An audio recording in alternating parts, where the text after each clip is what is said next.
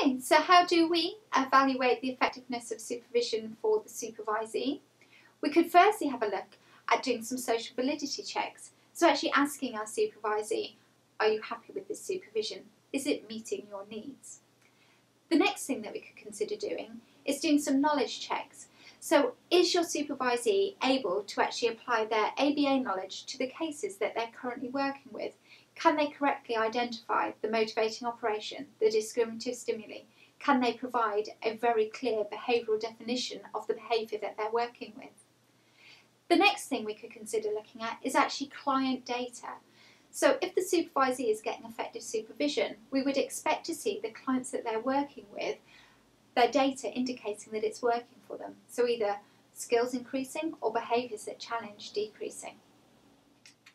Another way that we can consider evaluating the supervision from the supervisee's perspective is to do some competency checks. And we can do these through direct observations or by actually looking at their permanent products. So are they doing a good job? As well as evaluating supervision from the supervisee's perspective, we also need to consider evaluating it from the supervisor's perspective. Now, why is this important? So firstly, we need to consider that having really good technical knowledge and clinical skills does not automatically equate into being able to provide effective supervision. So we need to actually evaluate it to see whether that's the case.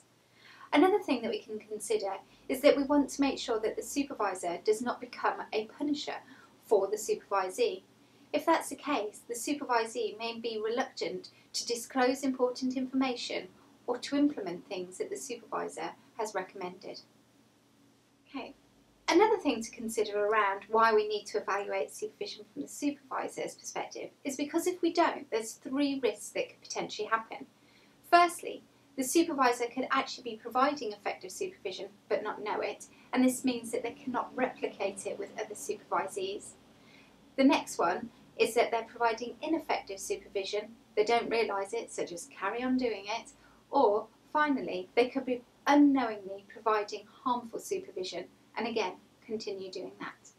Now, what we need you to consider is how could that supervision be evaluated from a supervisor's perspective?